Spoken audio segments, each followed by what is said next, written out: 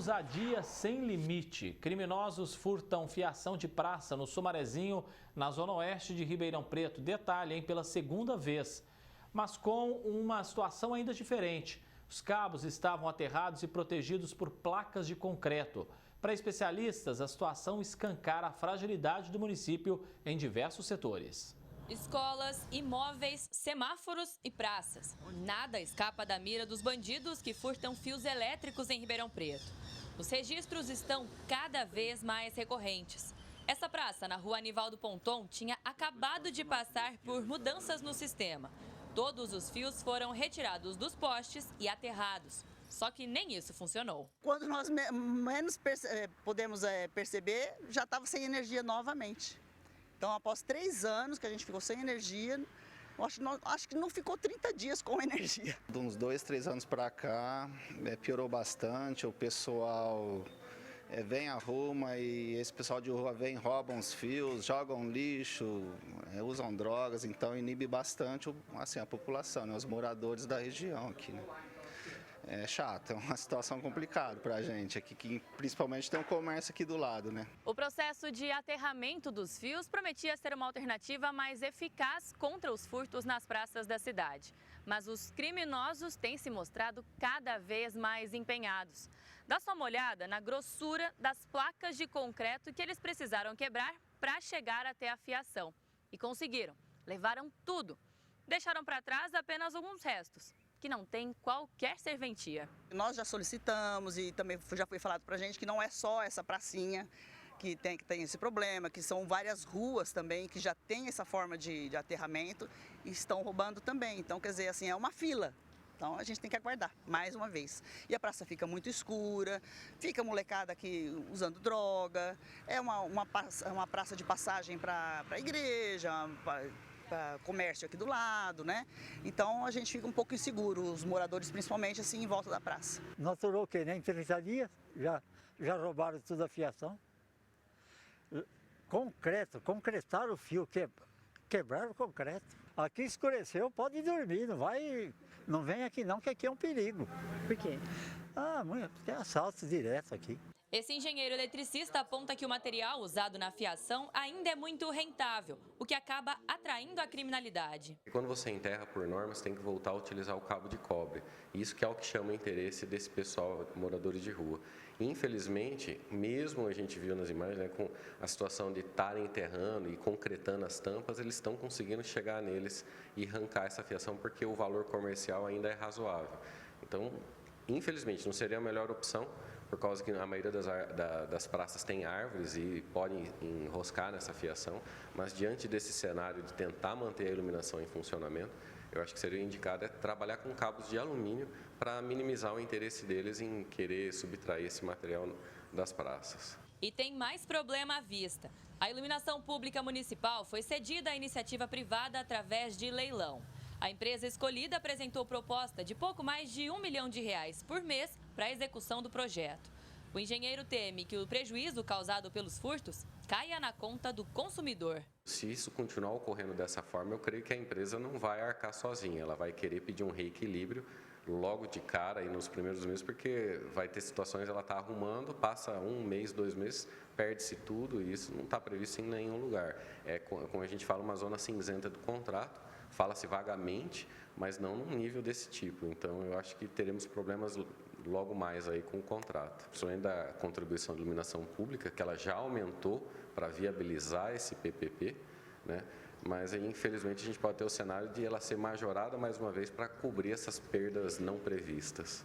Para o analista em segurança pública, todos esses problemas esbarram em falhas da administração, principalmente em relação ao acolhimento a pessoas em situação de rua. Um governo que já está aí há 8 anos, que já conhece o perfil do problema, sabe quem são os autores, quem pratica isso daí, e são, via de regra, aí, moradores de rua, viciados, que fazem isso para ferir alguma receita para continuar utilizando droga e álcool. Parece que Ribeirão Preto tem um tapete vermelho para o morador de rua. Entram quantos querem, ficam onde querem.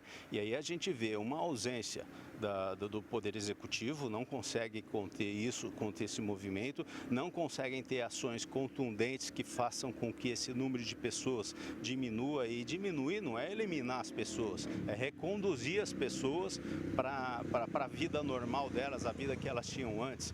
Além da iluminação pública, a zeladoria também está diretamente ligada à segurança. Enquanto essas praças não estiverem bem cuidadas, o crime continua. Quando o logradouro público for cuidado, for jardinado, for podado e tiver uma boa visibilidade, uma boa iluminação, aparelhado com os aparelhos para exercício ao ar livre, a sociedade ocupa. E quando a sociedade ocupa, não vai haver vandalismo, tudo isso diminui. Isso vem muito antes, isso vem lá das questões de zeladoria, das questões primárias que o governo executivo deveria fazer e que o legislativo deveria fiscalizar. Mas diga-se de passagem, estamos aí às portas de eleições. É importante o eleitor saber que esses mesmos vão daqui uns dias pedir voto na sua porta. Alice Carvalho para o Jornal da Clube. A Prefeitura de Ribeirão Preto informou que um investimento de R$100 milhões em 13 anos terão cerca de 80 mil pontos de iluminação substituídas por LED. Afirmou ainda que o contrato contempla a expansão de 900 pontos de endereços entre avenidas, ruas, praças e faixas de pedestres. Finalizou dizendo que a GCM realiza o patrulhamento preventivo em todos os próprios públicos. Doutor Adalto Casanova, advogado, conosco ao vivo aqui no nosso canal digital da Clube, a gente segue falando sobre isso. Doutor, nem mesmo os fios aterrados têm escapado da ação de criminosos. Como é que resolve esse problema, doutor? Boa tarde, bem-vindo. Boa tarde a toda a audiência. É um problema recorrente e, infelizmente, não está restrito à cidade de Ribeirão Preto.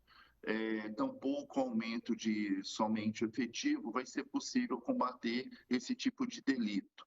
É necessário impor uma inteligência sobre a questão. Algumas regiões metropolitanas que têm esse tipo de delito muito acentuado montaram forças-tarefa com relação ao patrulhamento preventivo da Guarda Civil Municipal, o patrulhamento preventivo da PM e também as investigações que ficam a cargo da Polícia Civil. Os bandidos eles vão se remodelando o seu modus operandi de acordo com as dificuldades. Tem que haver um mais efetivo combate a isso. Doutor, a gente pode dizer então que Ribeirão está praticamente vivendo um problema crônico de furto de fiação, né? Crônico, não está restrito à cidade de Ribeirão Preto, mas Ribeirão Preto precisa também empreender um esforço, uma inteligência sobre essa questão, com relação à Secretaria de Obras, à Secretaria de Segurança, um trabalho ajustado, afinado e também com patrulhamento preventivo e a questão da investigação da Polícia Civil. E é muito importante para a audiência a seguinte questão, que nós todos, cidadãos, quando vemos alguma situação estranha, atípica, temos que acionar a polícia militar no primeiro momento, porque o furto desses fios subterrâneos, ele é de difícil acesso. Existe o rompimento do obstáculo, que qualifica o delito, mas existe também vários minutos de atividade ali da prática do furto. Então, quando a pessoa vê alguma atividade estranha, tem que acionar a polícia para que a polícia também tenha oportunidade de atuar. E a audácia desses criminosos realmente chama a atenção, né, doutor Adalto? Porque antes furtavam os fios expostos, agora, mesmo de forma trabalhosa, furtam os fios que estão ali subterrâneo, né, e até mesmo semáforo. O bandido furtou aí semana passada, nós mostramos aqui no jornal. Precisa também investigar para onde esse material tem sido destinado, né, doutor? É aquela velha questão, é o silêncio dos bons. Não deve haver o silêncio dos bons. Isso vai tocar o bolso de cada um de nós, porque o ente público é quem paga essa conta. E se for uma concessionária de serviços, uma autarquia, uma empresa privada, vai repassar os custos disso para o preço final do produto. Então, nós não devemos ficar silentes. Não, isso tudo sempre vai, ainda que indiretamente, atingir todos nós. Por que eu digo isso? Porque as forças de policiamento preventivo, muitas vezes, não têm capacidade de absorver toda essa demanda. Então, é preciso que o cidadão comum, ele denuncie, ele fique atento a esses movimentos diferentes. Aqui nós estamos tratando de logradouros públicos, não é? Sejam viciados ou praticantes de pequenos furtos, isso não deve passar sem uma comunicação, passar sem uma devida repressão. E vale a gente reforçar aqui, né, doutor? Porque há punição tanto para quem furta quanto para quem compra esse material, né? Muito bem lembrado, muito bem lembrado. Por quê? Porque a questão não é só reprimir aquele que furta, mas o trabalho de inteligência vai ter condições de levar a investigação aos compradores, aos receptadores. E isso é de fundamental importância para haver uma cessação realmente desse tipo de atividade, que a todos prejudica. Doutor, agradeço muito a presença do senhor conosco aqui no Jornal da Clube, Adalto Casanova, que é advogado. Um abraço, boa semana, doutor. Até a próxima, viu? Igualmente, muito obrigado.